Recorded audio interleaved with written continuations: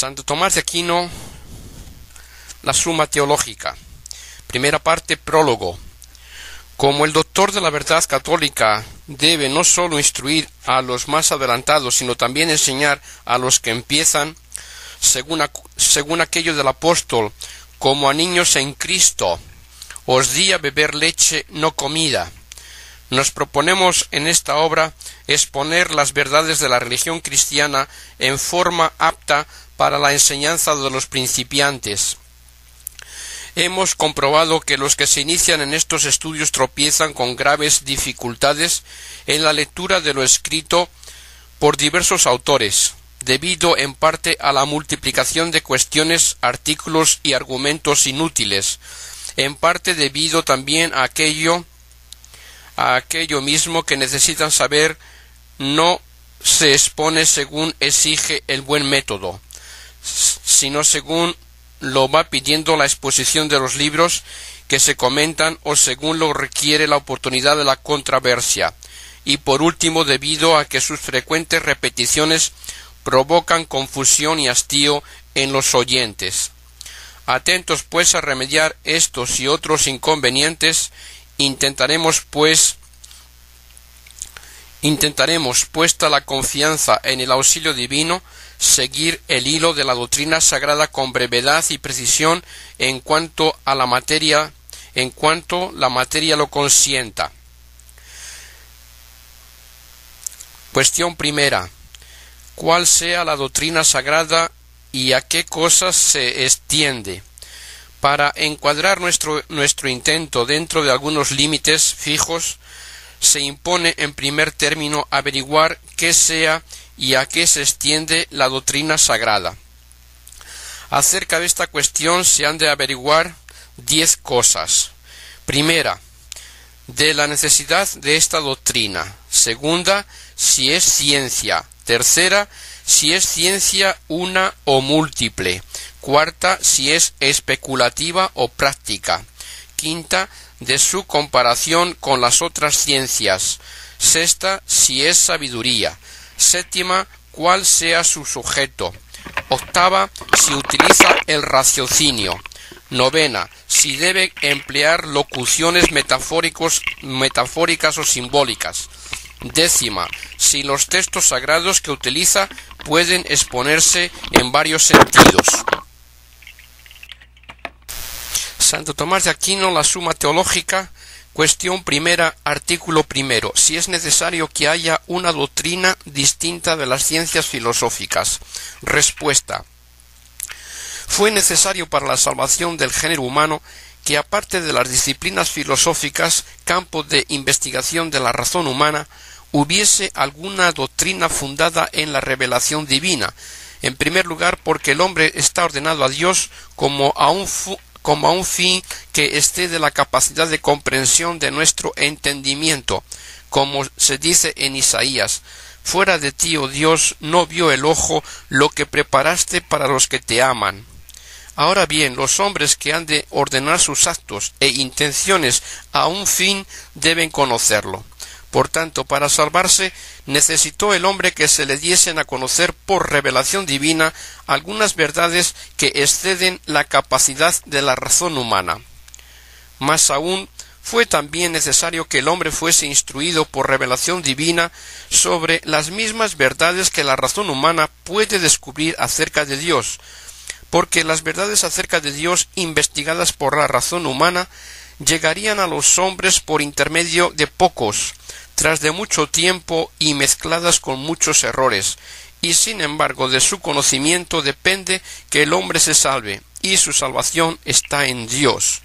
Luego, para que con más prontitud y seguridad llegase la salvación a los hombres, fue necesario que acerca de lo divino se le instruyese por revelación divina.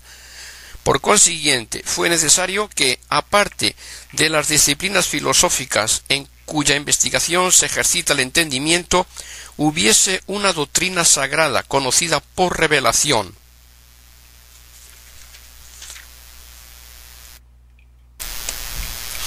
Santo Tomás de Aquino, la Suma Teológica, capítulo primero, artículo quinto. si la doctrina sagrada es superior a las otras ciencias. Soluciones. No hay inconveniente en que lo que es más cierto por su naturaleza no sea menos respecto a nosotros debido a la flaqueza de nuestro entendimiento, que, como dice el filósofo, se comporta a la vista de las cosas más claras de la naturaleza como el ojo de la lechuza frente a los rayos del sol, y de aquí que las dudas que ocurren acerca de algunos artículos de fe no son debidas a la incertidumbre del objeto, sino a la debilidad del entendimiento humano. Y esto, no obstante, el escaso conocimiento que podemos alcanzar de cosas tan altas es más de desear que el conocimiento indudable que tenemos de las cosas más ínfimas, como asimismo dice Aristóteles. Santo Tomás de Aquino, Suma Teológica, cuestión segunda de la existencia de Dios. Artículo tercero. Si Dios existe. Dificultades. Parece que Dios no existe. Si de dos contrarios suponemos que uno sea infinito, éste anula totalmente su opuesto. Ahora bien, el nombre o término Dios significa precisamente un bien infinito. Si pues hubiese Dios, no habría mal alguno, pero hallamos que en el mundo hay mal.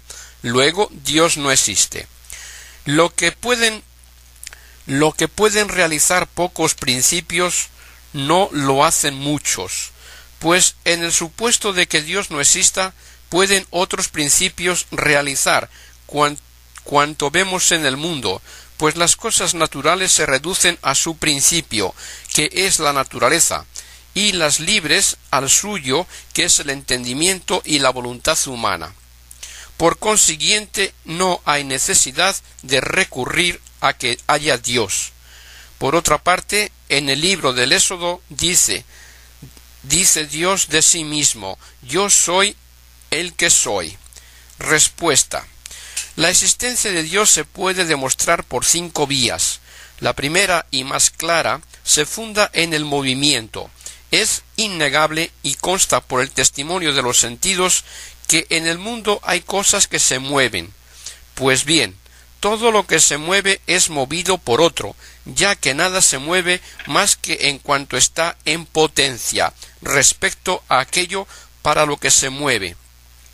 En cambio, mover requiere estar en acto, ya que mover no es otra cosa que hacer pasar algo de la potencia al acto, y esto no puede hacerlo más que lo que está en acto, a la manera como lo caliente en acto. Verbigracia, por ejemplo, el fuego hace que un leño que está caliente en potencia pase a estar caliente en acto.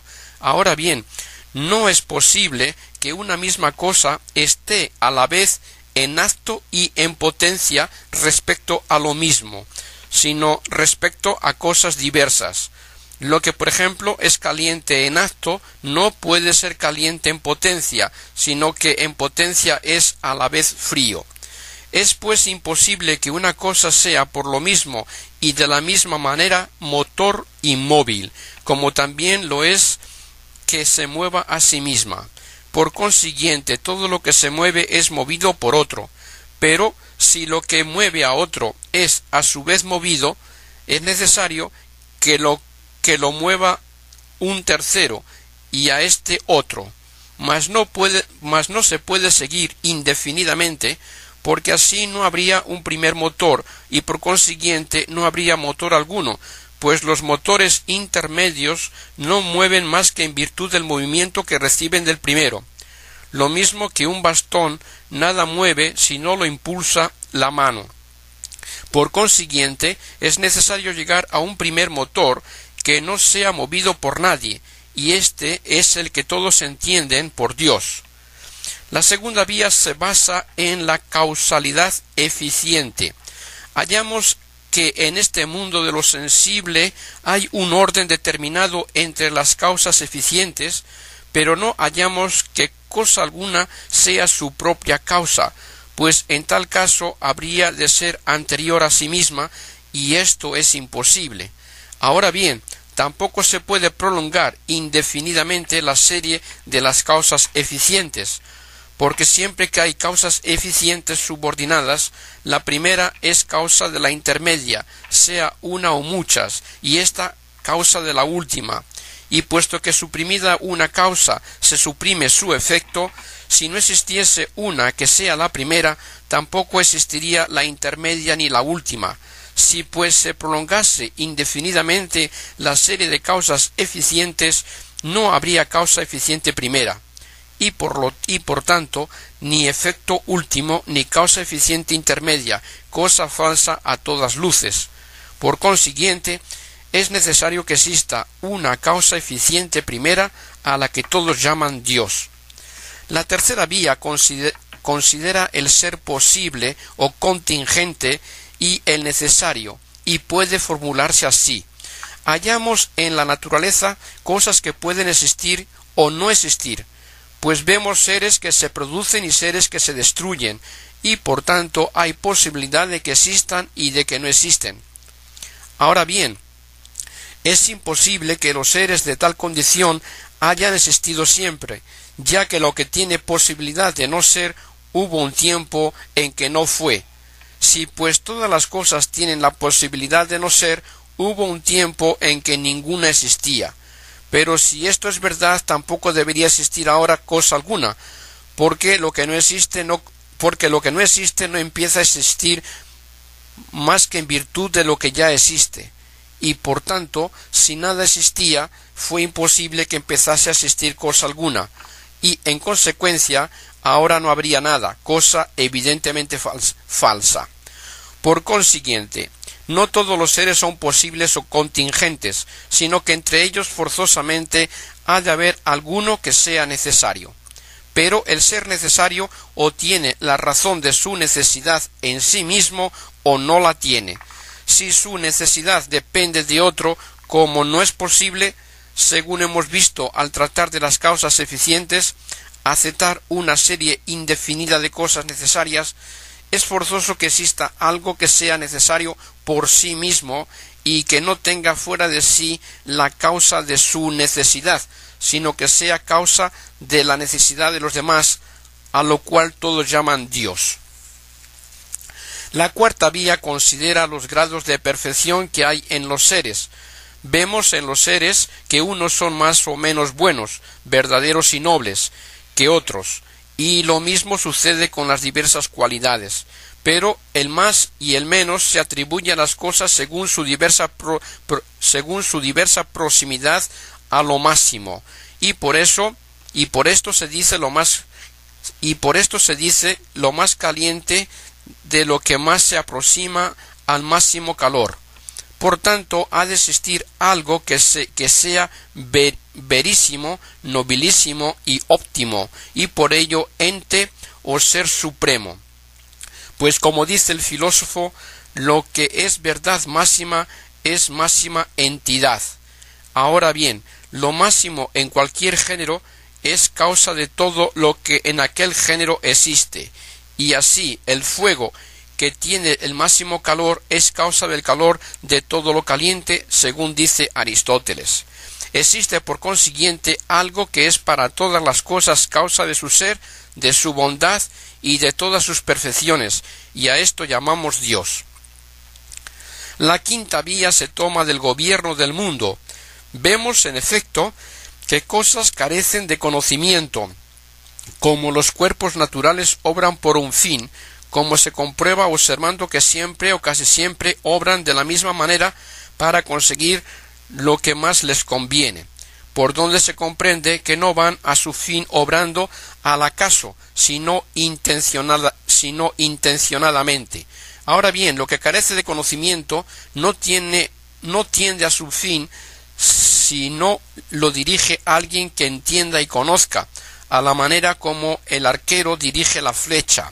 Luego existe un ser inteligente que dirige todas las cosas naturales a su fin, y a éste llamamos Dios. Soluciones. Dice San Agustín que siendo Dios el bien supremo, de ningún modo permitiría que hubiese en sus obras mal alguno, si no fuese tan omnipotente y bueno que del mal sacase bien. Luego pertenece a la infinita bondad de Dios permitir los males para de ellos obtener los bienes. Como la naturaleza obra para conseguir un fin en virtud de la dirección de algún agente superior, en lo mismo que hace la naturaleza interviene Dios como causa primera. Asimismo, lo que se hace deliberadamente es preciso reducirlo a una causa superior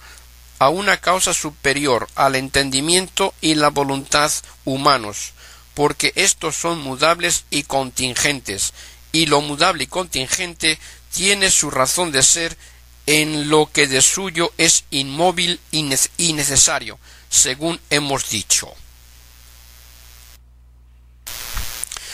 Santo Tomás de Aquino, la Suma Teológica, capítulo 2, artículo 4.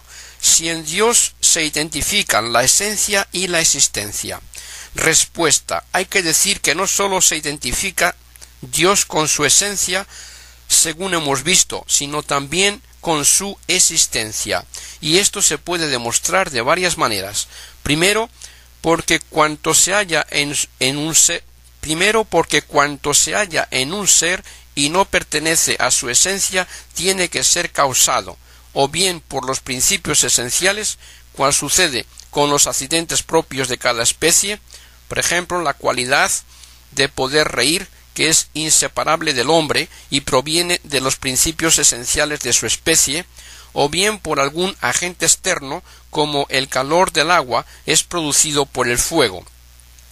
Si pues la existencia de algún ser es distinta de su esencia, la existencia forzosamente ha de provenir de un agente exterior o de los principios esenciales del propio ser. Pero es imposible que los solos principios esenciales de un ser causen su existencia, porque entre los seres producidos no hay uno que sea causa suficiente de su ser, y por tanto aquello cuya existencia es distinta de su esencia tiene una existencia causada por otro, mas nada de esto es aplicable a Dios, pues sabemos que es la primera causa eficiente y por tanto es imposible que en Dios el ser sea distinto de la esencia. Segundo, porque la existencia es la actualidad de toda forma o naturaleza, ya que no habría bondad o humanidad actual si de hecho no existiesen. Por tanto, toda existencia que sea distinta de la esencia tiene con ella la misma relación que el acto con la potencia. Pero, como en Dios no hay potencia alguna, según hemos visto, síguese que en él no es la esencia cosa distinta de la existencia, y por consiguiente su esencia es su misma existencia. Tercero, porque así como lo que tiene fuego y no es el fuego está encendido por participación, así también lo que tiene existencia y no es la existencia es ser, así lo que tiene existencia y no es la existencia es ser o cosa por participación, pero Dios se identifica con su esencia, según hemos visto, y por tanto, si no se identificase con su existencia, sería un ser por participación y no por esencia, y por consiguiente no sería el primer ser. Esto es absurdo. Luego Dios no es sólo su esencia, sino también su existencia. Soluciones. La frase algo a lo cual nada se añade puede entenderse de dos maneras. De una, cuando se trata de seres que por su naturaleza excluyen la adición, como la naturaleza del animal irracional excluye el entendimiento, y de otra cuando la naturaleza de una cosa no exige que se le haga adición, y así el animal en general no tiene entendimiento porque su naturaleza ni requiere tener entendimiento ni no tenerlo. Pues bien, en el primer sentido, el ser sin adición es el ser divino. En el segundo, el ser sin adición es el ser en general. La palabra ser tiene dos sentidos, pues unas veces significa el acto de existir y otras la unión que haya el entendimiento entre los dos términos de una proposición cuando compara el predicado con el sujeto. Tomada la palabra ser en el primer sentido, no podemos conocer el ser o existencia de Dios, como tampoco conocemos su esencia, pero sí en el segundo, porque sabemos que la proposición que formamos acerca de Dios al decir Dios es o existe es verdadera, y esto lo sabemos por sus efectos, como hemos dicho. Santo Tomás de Aquino, la Suma Teológica, cuestión cuarta de la perfección de Dios, artículo primero, si Dios es perfecto. El ser o existir es lo más perfecto de todo, pues se compara con todas las cosas como acto, y nada tiene actualidad sino en cuanto existe, y por ello es la existencia la actualidad de todas las cosas, hasta de las formas. Por consiguiente, no se compara con las cosas como el recipiente con lo recibido, sino más bien como lo recibido con el recipiente. Y así, cuando digo, por ejemplo, el ser del hombre o del caballo o de otra cosa cualquiera, entiendo el ser como algo formal y recibido, no como sujeto a quien compete el ser. Santo Tomás de Aquino, Suma Teológica, cuestión cuarta, artículo segundo. Si están en Dios las perfecciones de todas las cosas. Respuesta. Hay que decir que en Dios se hallan las perfecciones de todos los seres y se llama universalmente perfecto, porque no le faltan ni una sola de cuantas se encuentran en cualquier género, como dice el comentador, y a esta conclusión se puede llegar desde diversos puntos de mira. Primero, basándose en que cuanto hay de perfección en el efecto, ha de haberlo en su causa eficiente, bien con la misma naturaleza, cuando la causa es unívoca, cual sucede cuando un hombre engendra a otro hombre, o bien de modo más elevado cuando el agente es equívoco, y así en el Sol hay el equivalente de lo producido por su energía. Pues todos saben que el efecto preexiste virtualmente en su causa agente, y preexistir virtualmente es la causa agente, no es, y preexistir virtualmente en la causa agente no es un género de existencia más imperfecto que el de existir en la realidad, sino más perfecto. No obstante que preexistir en la potencia de la causa material sea un género de existencia más imperfecto que el real, debido a que la materia como tal es imperfecta, y en cambio el agente en cuanto agente es perfecto. Si pues Dios es la primera causa eficiente de las cosas, es necesario que preexistan en él las perfecciones de todos los seres del mundo del modo más eminente, y esto es lo que viene a decir Dionisio cuando escribe hablando de Dios, que ni es esto ni deja de ser lo otro, sino que es todas las cosas porque de todas es causa. Segundo, porque si, como hemos dicho, Dios es el mismo ser subsistente, ha de tener en sí toda la perfección del ser. Si, por ejemplo, un cuerpo caliente no tiene toda la perfección del calor, es evidente que esto se debe a que no lo participa en toda su intensidad. Pero si en cambio existiese un calor subsistente por sí, a éste no le faltaría nada de su intensidad. Por tanto, si Dios es el mismo ser subsistente, no puede faltarle ninguna de las perfecciones del ser, y como la razón de ser va incluida en la perfección de todas las cosas, puesto que en tanto son perfectas en cuanto tienen alguna manera de ser, síguese que en Dios no puede faltar la perfección de cosa alguna, y esto lo indicó Dionisio al decir que Dios no existe de un modo cualquiera, sino que absolutamente, sin límites y sin oscilaciones, concentra en sí todo el ser, y después añade que es el ser de todo lo que subsiste. Santo Tomás de Aquino, la Suma Teológica, cuestión quinta, del bien en general, Artículo primero. Si el bien se distingue realmente del ser. Respuesta. En efecto, bien y ser en la realidad son una misma cosa y únicamente son distintos en nuestro entendimiento. Y esto es fácil de comprender. El concepto de bien consiste en que algo sea apetecible, y por esto dijo el filósofo que bueno es lo que todas las cosas apetecen, pero las cosas son apetecibles en la medida en que son perfectas, pues todo busca su perfección, y tanto son más perfectas cuanto más en acto están, por donde se ve que el grado de bondad depende del grado del ser,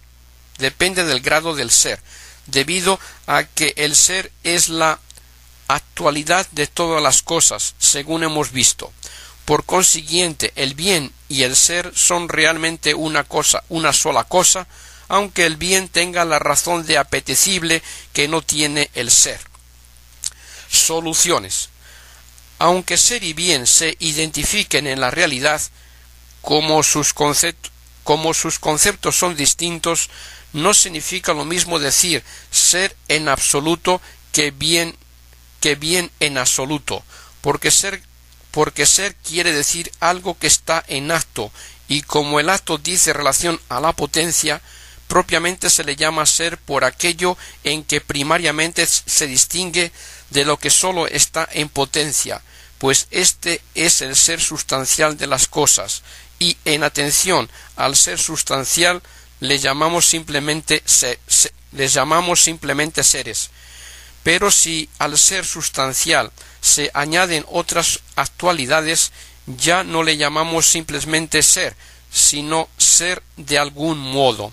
Y así, por ejemplo, ser blanco es una modalidad del ser, porque la actualidad de la blancura no saca al ser de la pura potencia, sino que sobreviene a un ser que ya existía de hecho.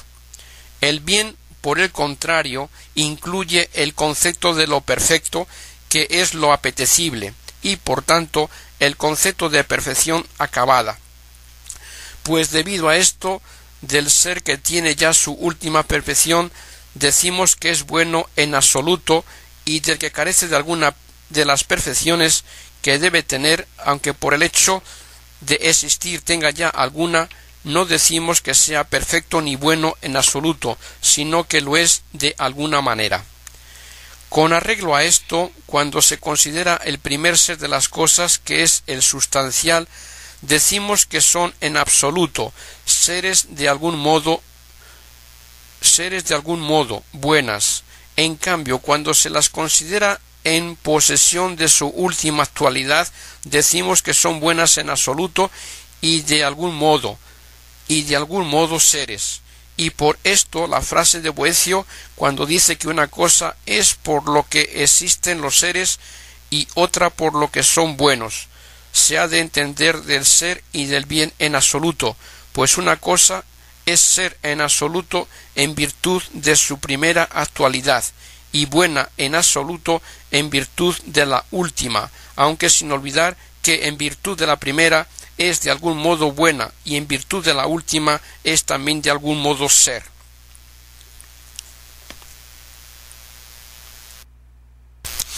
Santo Tomás de Aquino, la Suma Teológica, cuestión quinta, artículo segundo.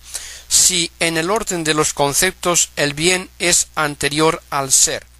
Respuesta. El concepto de ser precede al de bien, porque si el significado del nombre de una cosa es lo que el entendimiento concibe acerca de ella, será lo primero en orden intelectual lo que primeramente concibe el entendimiento, pues lo primero que el entendimiento capta en las cosas es el ser, ya que en tanto es conocible una cosa en cuanto está en acto, como dice el filósofo, por donde se ve que el ser es el objeto propio del entendimiento, y por ello es lo primero que se entiende, como el sonido es lo primero que se oye. Luego el concepto de ser precede al de bien. Soluciones. La no existencia no es apetecible por sí misma, y sólo accidentalmente se puede desear, en cuanto que apetece la desaparición de un mal que se suprimiría con no existir. Y por su parte tampoco sería apetecible la desaparición de un mal si no fuese porque aquel mal es la privación de un determinado bien. Por tanto, lo que por sí mismo se apetece es el ser, y el no ser sólo accidentalmente. Y debido a que el hombre codicia un determinado modo de ser, del que no sufre verse privado, y en este aspecto el mismo no ser es accidentalmente un bien.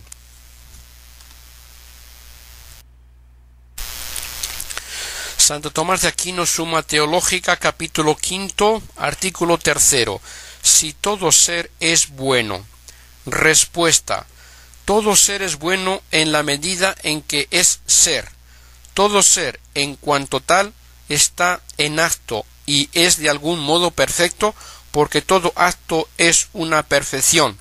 Pues bien, lo perfecto tiene razón de apetecible y de bueno, según hemos dicho, y por consiguiente todo ser, en cuanto tal, es bueno. Soluciones.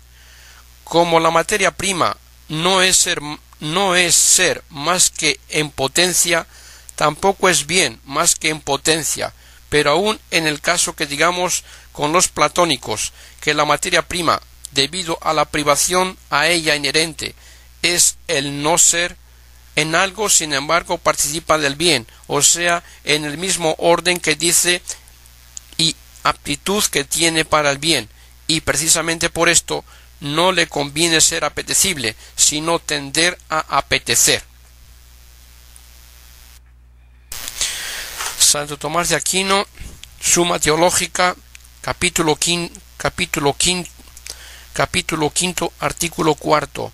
Si el bien tiene razón de causa final. Respuesta: se ha de decir que si el bien es lo que todas las cosas apetecen, y lo que se apetece tiene razón del fin, es evidente que el bien tiene razón de fin, pero el concepto de bien presupone los de las causas eficiente y formal, pues vemos que lo primero que entra en actividad por parte de la causa es lo último que el efecto consigue. Y así, por ejemplo, el fuego calienta los cuerpos antes de infundirles la forma de fuego, y sin embargo, el calor no es la forma, sino una derivación de la forma sustancial del fuego. Así pues, en el orden de la causalidad, hallamos primero el fin y el bien que mueven a la causa eficiente. Segundo, la acción de la gente que impulsa a la consecución de la forma. Tercero, el advenimiento de la forma. En cambio, por parte del efecto, hay que invertir este orden, de suerte que lo primero es la forma que confiere el ser, lo segundo el poder operativo, indicador de la perfección en el ser, pues como dice el filósofo, las cosas no tienen su ser perfecto hasta que pueden hacer algo semejante a ellas mismas. Y tercero, la razón de bien en que se funda la perfección del ser. Soluciones.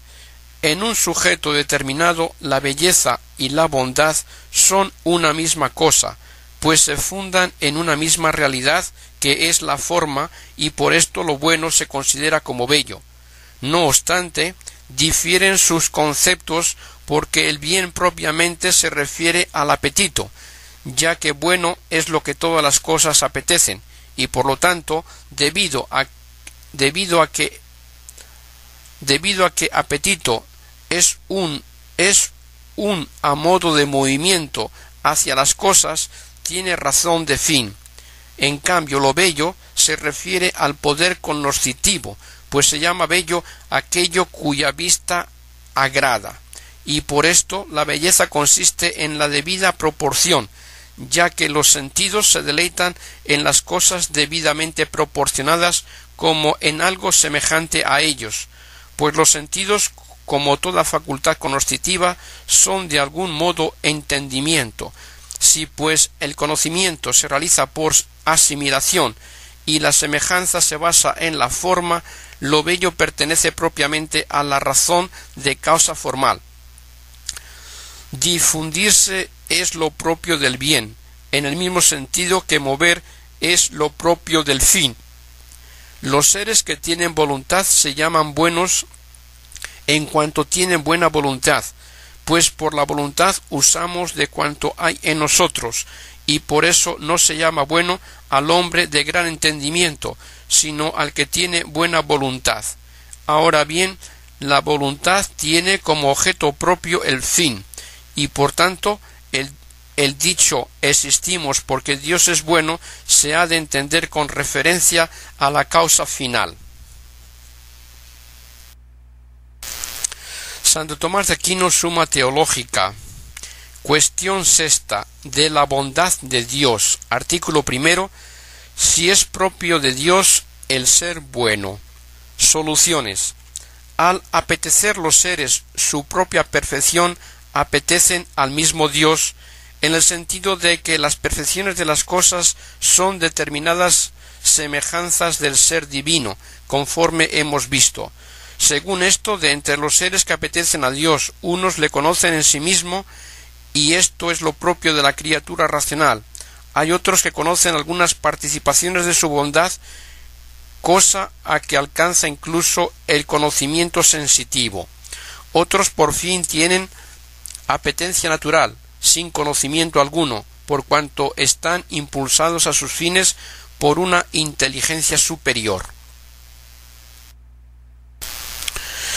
Santo Tomás de Aquino, Suma Teológica, capítulo sexto, artículo segundo. Si Dios es el sumo bien. Respuesta.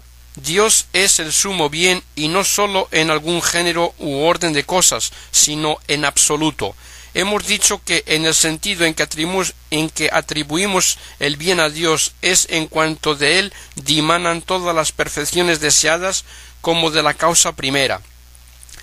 Hemos visto también que no dimanan de Dios como de agente unívoco, sino como de agente que no coincide con sus efectos ni en el concepto específico ni en el genérico, y que la semejanza del efecto con su causa unívoca exige uniformidad, y en cambio el efecto de la causa equívoca se encuentra en ella de modo más excelente, a la manera como el calor se halla en el sol de modo más elevado que en el fuego. Por consiguiente, si el bien está en Dios como en la causa primera, no unívoca de todas las cosas, es indispensable que esté en él de modo excelentísimo, y por esta razón llamamos al Dios sumo bien. Soluciones. El aforismo bueno es lo que todas las cosas apetecen, no quiere decir que todos los seres hayan de apetecer cada uno de los bienes, sino que cuanto es apetecido tiene razón de bien. Asimismo, el texto nadie es bueno sino solo Dios se entiende del bien por esencia, como adelante diremos. Santo Tomás de Aquino, Suma Teológica, capítulo sexto, artículo tercero. Si el ser bueno por esencia es lo propio de Dios. Respuesta. Solo Dios es bueno por esencia. Los seres son buenos en la medida en que son perfectos, pero en la perfección de un ser se distinguen 3 grados. Es el primero su propio ser. Obtienen el segundo mediante la adición de ciertos accidentes indispensables para que sus operaciones sean perfectas, y consiste el tercero en que alcancen algo que tenga razón de fin. Por ejemplo, la primera perfección del fuego consiste en ser fuego, cosa que debe a su forma sustancial. La segunda en las cualidades de cálido, ligero, seco, etc. Y la tercera en detenerse en su lugar propio. Ahora bien, a ningún ser criado compete tener por esencia esta triple perfección y sólo compete a Dios, porque sólo en Él se identifican la esencia y el ser, y porque no le sobreviene accidente alguno, pues lo que en los otros es accidental, como el poder, la sabiduría y otras cualidades, en Él es esencial, según hemos visto, y porque no está subordinado a ninguna otra cosa como fin, sino que Él es el fin último de todas las cosas. Por tanto, aparece claro que sólo Dios posee por esencia todos los modos de perfección, y por consiguiente que únicamente Dios es bueno por esencia. Santo Tomás de Aquino, la Suma Teológica, capítulo 6, artículo 4. Si todas las cosas son buenas con la bondad divina. Respuesta. No hay inconveniente en que los términos relativos se tomen de algo extrínseco al ser, y así aplicamos a un cuerpo las denominaciones de localizado o medido, tomadas del lugar y de la medida. Pero en cuanto a las denominaciones absolutas ha habido diversos pareceres. Platón, que propugnaba la existencia de las especiales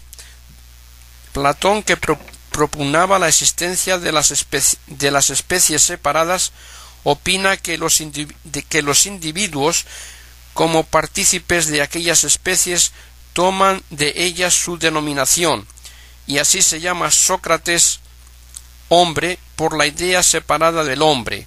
Además, así como admitía la idea separada, por ejemplo, de hombre y de caballo, a las que llamaba hombre por sí y caballo por sí, admitía también la idea separada de ser y de uno, a las que llamaba ser por sí y uno por sí, y por participar de ellos se dice de cada cosa que es buena y una.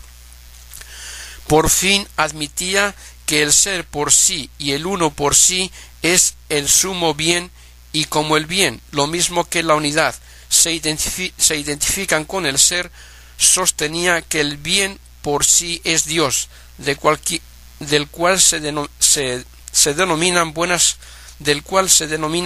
todas las cosas por modo de participación.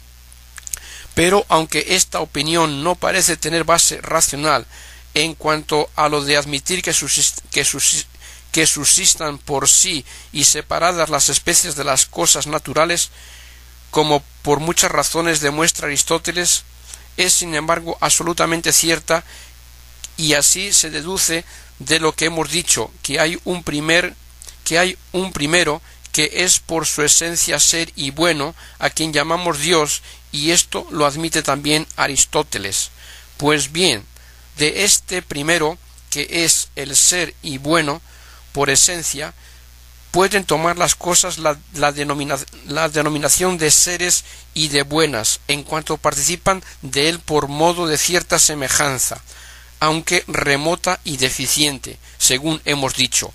Y por esto se dice que las cosas son buenas con la bondad divina, en cuanto ella es el primer principio ejemplar, eficiente y final de toda bondad.